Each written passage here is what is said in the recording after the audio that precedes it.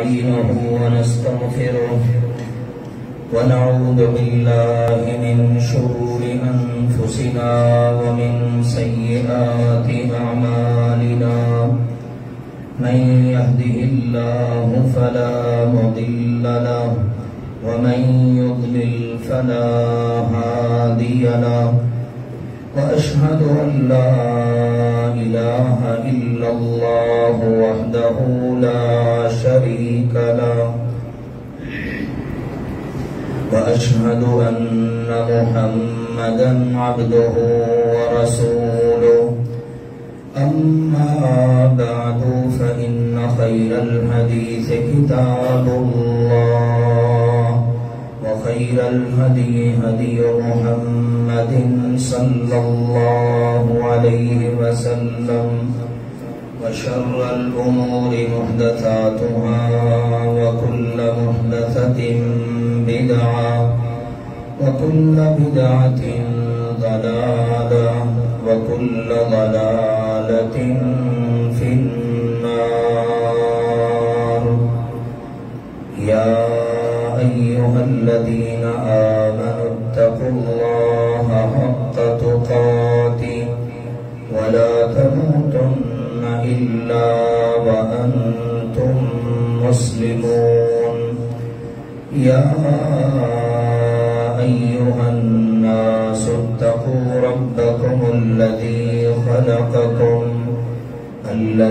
خلقكم من نفس واحدة وخلق منها زوجها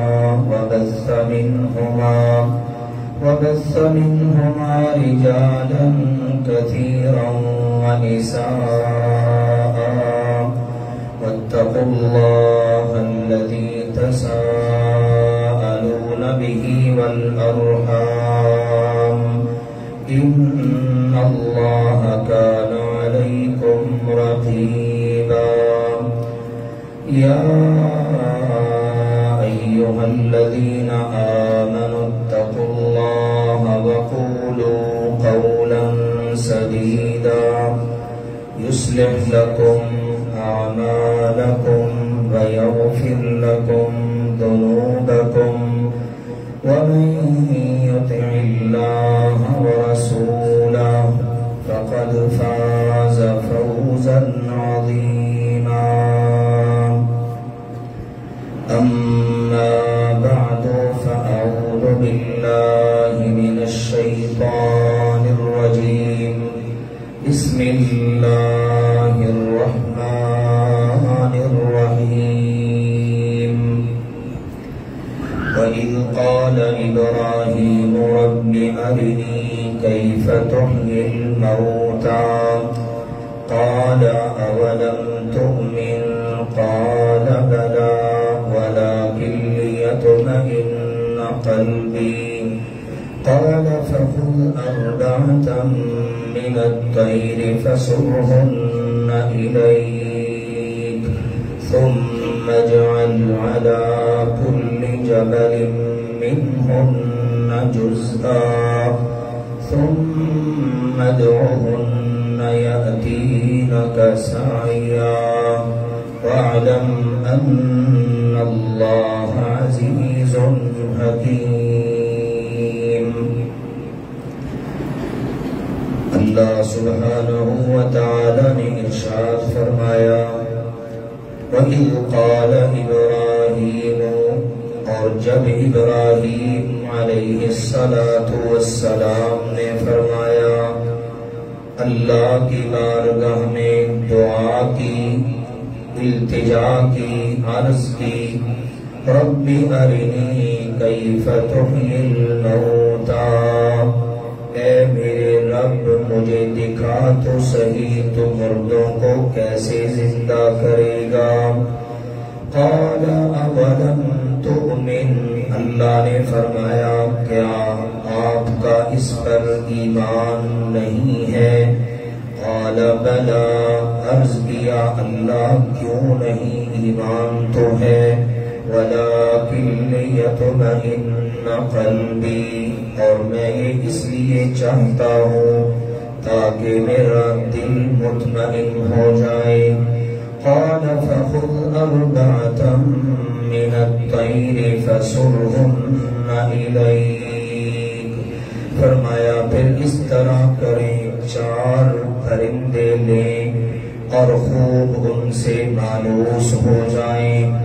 ثم اجعل على كل جبل منهن جزءا.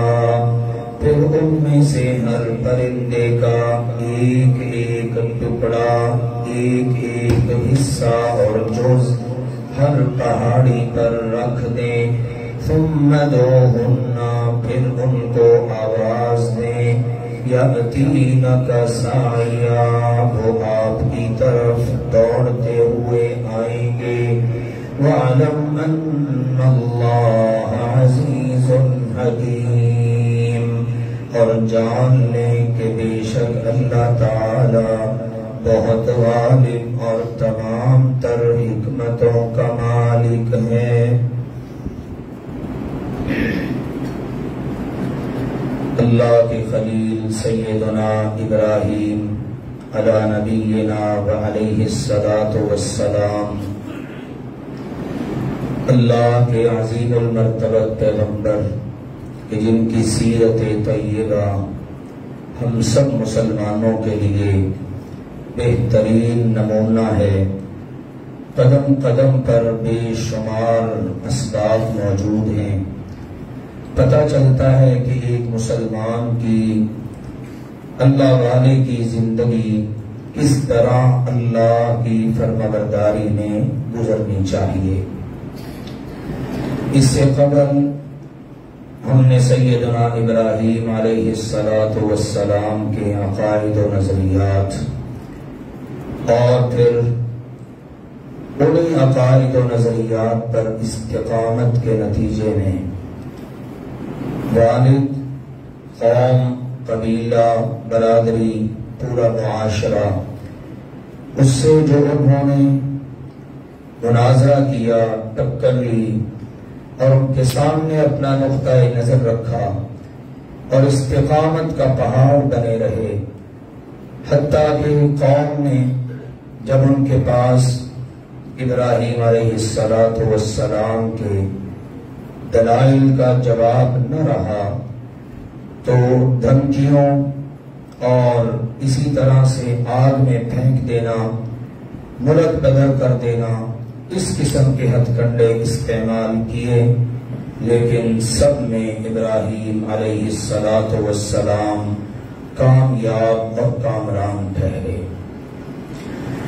ایک وقت ایسا آیا کہ ابراہیم علیہ السلام اللہ تعالی سے عرض کرنے لگے کہ یا اللہ، تیری بتائی ہوئی باتوں پر مجھے پورا ایمان ہے، یقین ہے. اب ایک کیفیت وہ ہے کہ جس کا تعلق دل کے ساتھ ہے.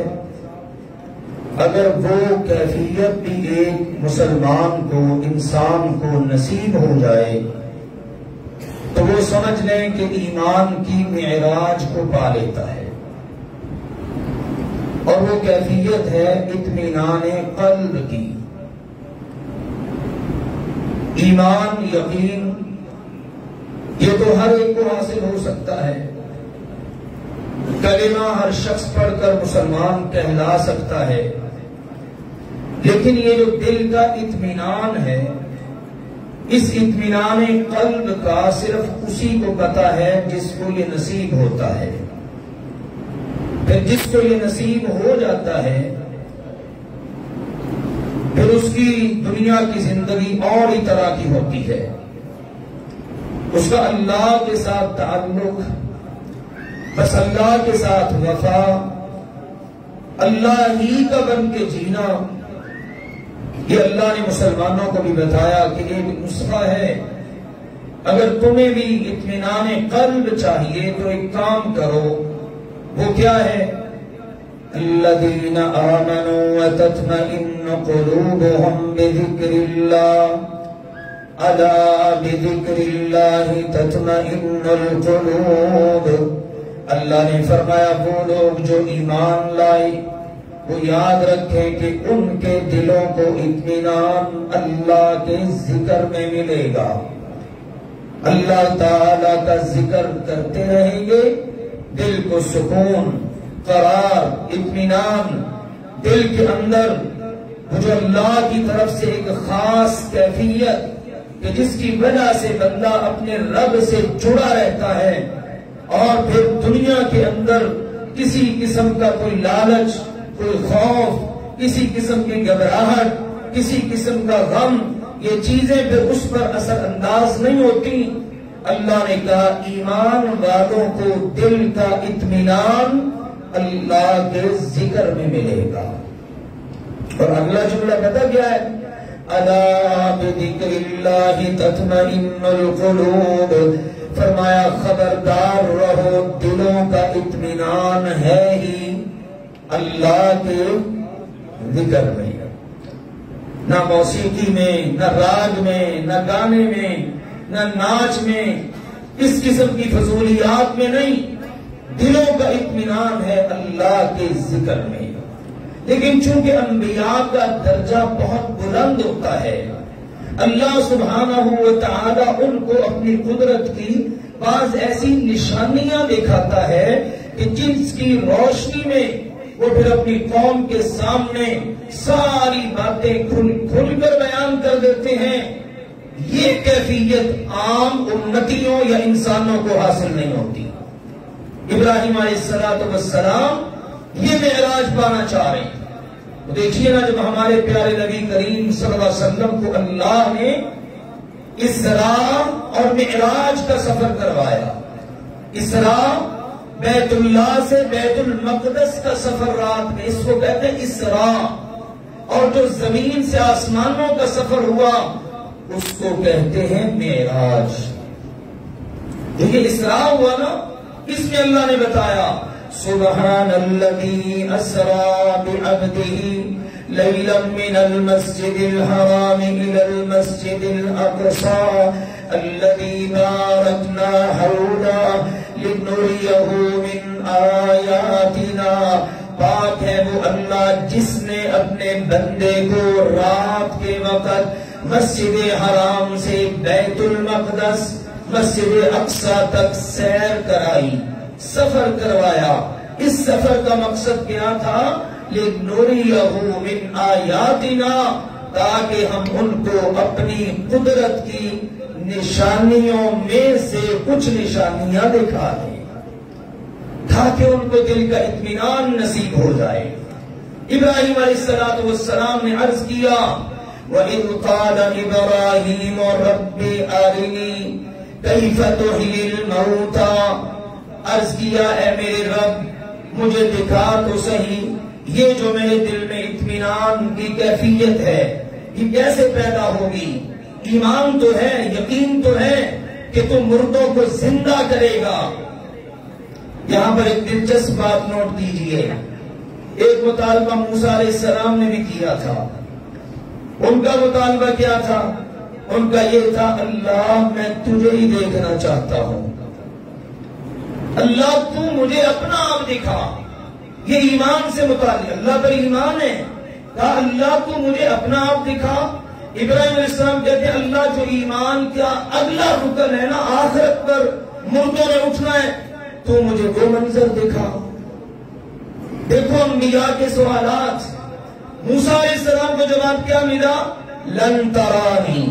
موسیٰ جی میرا یہ اصول کبھی نہیں ٹوٹ سکتا کہ دنیا کی کوئی آنکھ مجھے دیکھ لے، کیونکہ میں نے قانون بنا رکھا ہے لا تدرکہ الابصار وہو یدرک الابصار.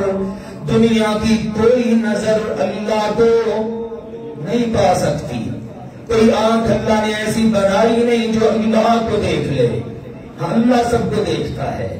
تو کہا موسیٰ میرا یہ اصول نہیں ٹوٹے گا. ابراہیم علیہ السلام کیا کہہ رہے ہیں؟ اللہ رب ارنی کیف تحیی الموتى. اے میرے رب مجھے دکھا تم مردوں کو کیسے زندہ کرے گا. فرشتوں کا آنا تو دیکھ لیا نا، فرشتوں پر ایمان، صحیفے کتابیں نظر میں ہیں دیکھا، انبیاء کے تذکرے بھی، یہ ارکان ایمان تو پورے ہیں.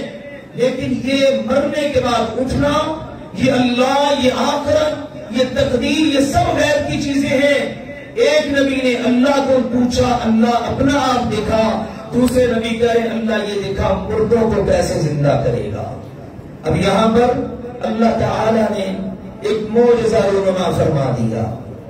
کیا معجزہ؟ کہا، پہلے پوچھا اے میرے پیغمبر ابراہیم اولم تؤمن، آپ کا ایمان نہیں ہے؟ دیکھیے ایمان اور اطمینان قلب کی بات ہو رہی ہے، ایمان نہیں ہے؟ قال بلا، عرض کیا کیوں نہیں اللہ، ایمان تو ہے۔ پھر ابراہیم ایسا سوال کس لیے؟ کہا وَلَٰكِن لِّيَطْمَئِنَّ قَلْبِي، اللہ ایمان سے بھی اگلا سفر کرنا چاہتا ہوں، ایمان تو ہے، چاہتا ہوں دل کا اطمینان بھی مل جائے۔ اللہ اس معراج پہ پہنچنا چاہتا ہوں، اس بلندی پر جانا چاہتا ہوں۔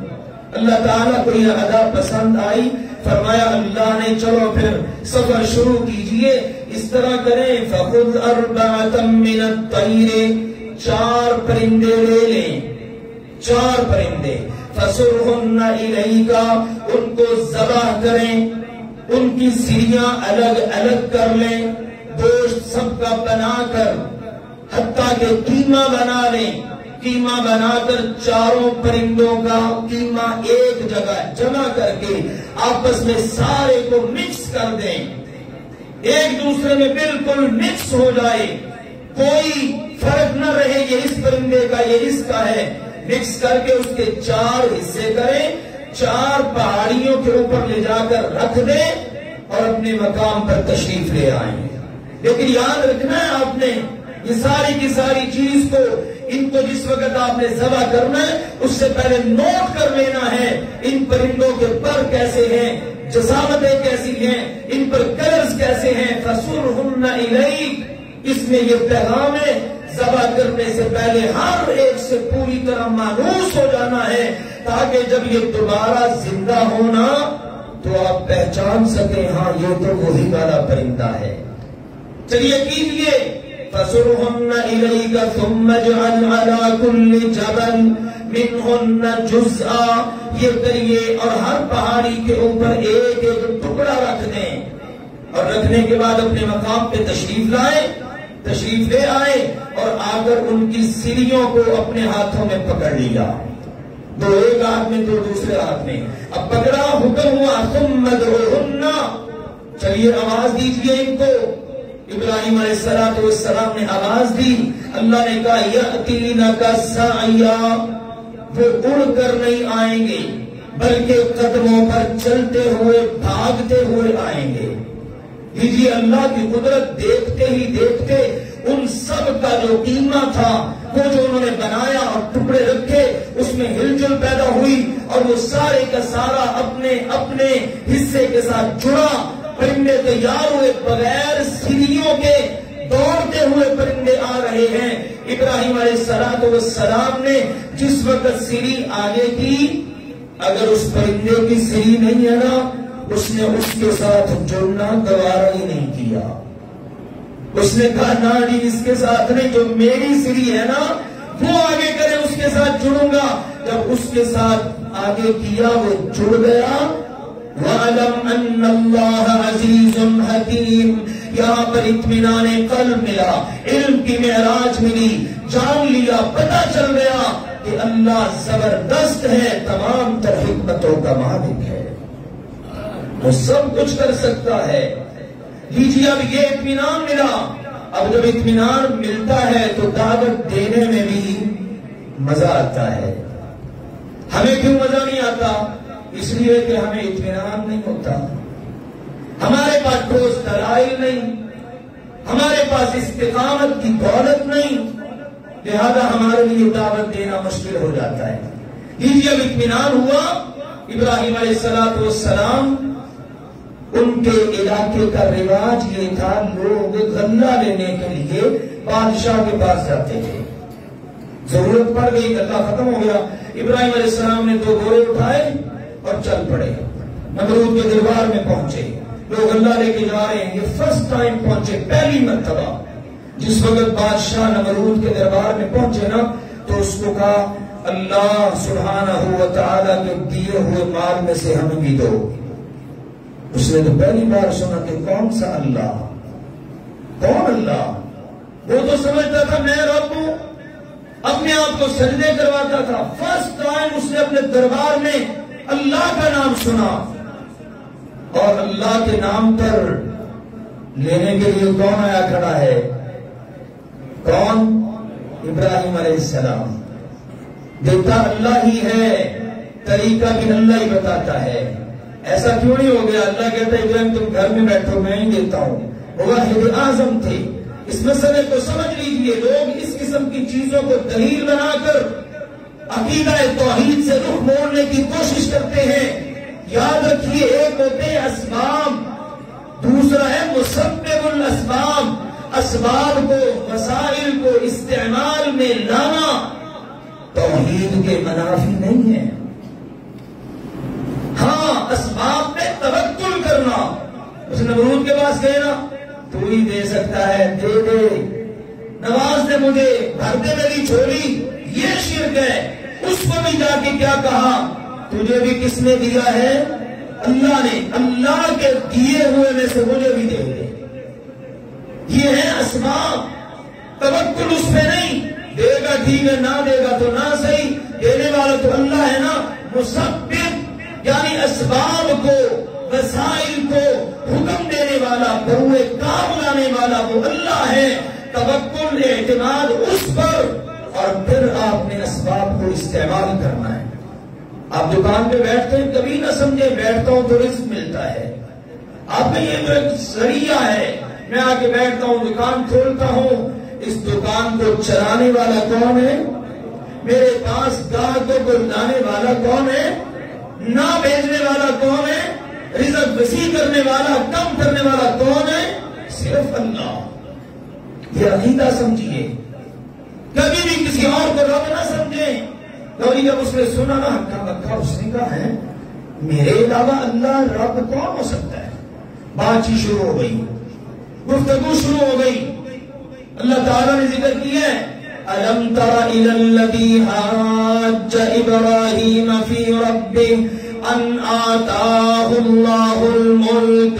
کیا اس بندے کا تذکرہ بھی قرآن میں پڑھا تم نے کہ جس نے ابراہیم علیہ السلام سے ان کے رب کے متعلق جھگڑا کیا, صرف اس گھمنڈ پر کہ اللہ نے اس کو ملک عطا کر دیا تھا. اللہ کو تھوڑی سی چیز, نعمت, سلطنت کچھ دے دے اور بندہ گھمنڈ میں آ جائے, رب کو ہی بھول جائے, دینے والے کا احسان ہی بھول جائے. عطا کرنے والا اللہ ہے, اور یہ اللہ کے بارے میں جھگڑے میں پڑ گیا. دیکھو گندی فطرت کے حامل لوگوں کا کردار. یہ تھا نمرود. دینے والا کون ہے اس کو؟ آتاہ اللہ الملک. اس کو ملک اللہ نے دیا. حاکم وقت اس کو اللہ نے بنایا. وہاں کا بادشاہ اس کو اللہ نے بنایا. حاج ابراہیم فی ربہ. اس بدبخت نے اپنے رب سے جنگ شروع کر دی. اس بدبخت نے ابراہیم علیہ السلام سے رب کے متعلق ہی جھگڑا شروع کر دیا, رب سے اختلاف. ابراہیم علیہ السلام نے کہا اللہ میرا رب ہے, تجھے بھی حکومت اسی نے دی ہے, مجھے بھی اسی نے پیدا کیا ہے. تجھے دنیا دے دی ہے, مجھے نہیں دی. تیرے گھر میں اناج غلہ سب کچھ میرے گھر میں نہیں ہے, لینے کے لیے آیا کھڑا ہوں. اذ قال ابراہیم ربی الذی یحیی و یمیت. اس نے کہا اللہ تو میں بڑا تقسیم کرتا ہوں, سارا کچھ میرے پاس ہے, تیرے رب کی کوئی اور بات ہے تو بتا. فرمایا میرا رب وہ ہے جو زندہ کرتا ہے اور مارتا ہے, جو زندہ کرتا ہے اور مارتا ہے. اس نے کہا یہ کون سی بڑی بات ہے؟ قال انا احیی و امیت. کہنے لگا میں بھی زندہ کر سکتا ہوں اور مار سکتا ہوں, میں مالک ہوں زندگی موت کا. وہ کیسے؟ کہا بھی دکھاتا ہوں. آرڈر کیا, ہے کوئی ایسا قیدی جس کو سزائے موت ہو؟ جی بالکل ہے, لاؤ اس کو. ہے کوئی ایسا کہ جس کو صرف قید کی سزا ہو؟ جی ہے, لاؤ. تو قیدی منگوائے, جس کو سزائے موت ہو چکی تھی اس کو آزاد کر دیا، جس کو قید ہوئی تھی اس کو پھانسی دے دی۔ کہاں بتا ابراہیم میں نے بھی فیصلہ نافذ کیا کہ نہیں کیا؟ جج کا فیصلہ اور تھا، میرا اور ہے، جج کی نہیں چلی، میری چلی کہ نہ چلی؟ حالانکہ ابراہیم علیہ السلام کی بات کا یہ جواب نہیں بنتا تھا۔ اس لیے کہتے ہیں عقل اور شرک کی آپس میں نہیں بنتی، جہاں شرک ہو وہاں عقل نہیں، جہاں عقل ہو وہاں شرک نہیں۔ چلیے ابراہیم علیہ السلام نے نظر انداز کیے، فرمایا اس طرح اس کو سمجھ نہیں آئے گی۔ ارشاد فرمایا ابراہیم علیہ السلام نے، اللہ کا قرآن بتا رہے ہیں، قال ابراہیم فإن اللہ یأتی بالشمس من المشرق فأت بها من المغرب۔ ابراہیم علیہ السلام نے بھرے دربار میں کہا، سب لوگ کھڑے ہیں سن رہے ہیں، کہا پھر سن، میرا اللہ وہ ہے جو روزانہ سورج کو مشرق سے طلوع کرتا ہے، تو آج سورج کو مغرب سے نکال دے۔ تو کہتا نا میں بات ہوں، زندہ کر سکتا ہوں، مار سکتا ہوں، میری حکمرانی ہے، چل ذرا صرف ایک سورج کے اوپر اپنی حکومت کر کے دکھا۔ میرا اللہ روزانہ سورج مشرق سے طلوع کرتا ہے، تو آج مغرب سے طلوع کر کے دکھا۔ فَبُهِتَ الَّذِي كَفَرَ، اللہ نے کہا وہ جو کافر تھا نا وہ ہکا بکا رہ گیا، مبہوت، حیران، پریشان۔ اب کیسے جواب دوں ابراہیم علیہ السلام کی دلیل کا؟ جواب دلیل کا کیا دینا تھا؟ اس نے غلہ دینے سے انکار کر دیا۔ یہ ہوتا ہے کمی لوگوں کا، جتنے مرضی اونچے درجے پہ جا بیٹھے، بادشاہ وقت بنا ہوا ہے، لیکن سوچ کتنی گھٹیا ہے، جس کی بات کا جواب نہیں ہے نا، کہ چل تیرا غلہ ہی بند ہے۔ ابراہیم علیہ السلام نے خاموشی سے اپنے دونوں بورے اٹھائے اور واپس گھر کی طرف چل دیے۔ گئے بھی خالی بورے لے کر اور واپس بھی خالی لے کر آ رہے ہیں۔ گھر کے قریب پہنچے نا تو دل میں خیال آیا، میری زوجہ سیدہ سارہ رضی اللہ عنہا تو انتظار میں ہیں، میرا شوہر غلہ لے کے آئے گا، روٹی پکائیں گے، کھانا کھائیں گے، اب گھر کیا لے کے جاؤں؟ دل میں پلاننگ سوچی، دونوں بورے مٹی سے بھر لیے، دونوں بورے مٹی سے بھر لیے، کہا چلو خالی ہاتھوں نہ جاؤں، مٹی سے بھرے اور گھر لے گئے اور لے جا کے رکھ دیے۔ تھکے ہارے ٹوٹے، اتنا وقت گزرا، سفر کیا پیدل، اور واپسی پر یہ پھر سارا معاملہ، وہاں پر یہ مناظرہ، تھک ٹوٹ گئے اور بورے رکھے جا کے سو گئے۔ سیدہ سارہ سلام اللہ علیہا اٹھی، آ کے دیکھا تو وہ بورے دو پڑے ہوئے ہیں، دیکھا کہ بھرے ہوئے ہیں۔ انہوں نے جس وقت منہ کھولا نا تو اللہ نے اس مٹی کو غلہ بنا دیا۔ وہ دونوں بورے مٹی کے بہترین غلہ بنا ہوا ہے۔ انہوں نے نکالا، کھانا تیار کیا، سرتاج اپنی نیند پوری کر کے بیدار ہوئے، اٹھے، دیکھا تو کھانا بیوی نے لا کے سامنے رکھا ہوا، بیدار کرنا بھی گوارا نہ کیا، کہیں نیند میں خلل نہ پڑ جائے۔ ایک ایک بات میں بڑا سبق موجود ہے۔ مثالی میاں بیوی کیسے ہوا کرتے ہیں؟ بیوی نے اپنے شوہر کو تھکا ٹوٹا باہر سے آیا ہے، سو رہا ہے، کھانا خاموشی سے تیار کیا، لا کے رکھا ہے، لیکن بیدار کرنا گوارا نہ کیا، میرے شوہر کی نیند میں خلل نہ پڑے۔ یہ ہوتی ہیں ادائیں ایک مثالی خاتون کی، جن سے وہ اپنے شوہر کا دل جیت سکتی ہے۔ جب اٹھے نا آنکھ کھلی، اچانک دیکھا کھانا پڑا ہوا، آواز کی سارا من نہیں نہا گا، یہ کہاں سے؟ کہا جناب آپ ہی تو لے کے آئے تھے۔ سمجھ گئے کہ میرے اللہ نے معجزہ کر دکھایا ہے۔ اللہ میں تو مٹی لے کے آیا تھا، تو نے غلہ بنا دیا۔ کون ہے دینے والا؟ اللہ سبحانہ و تعالی۔ تو اللہ نے یہ معجزہ کر دکھایا۔ دیکھو اطمینان قلب ہوا تو ابراہیم علیہ السلام نے بادشاہ وقت کو دعوت دی۔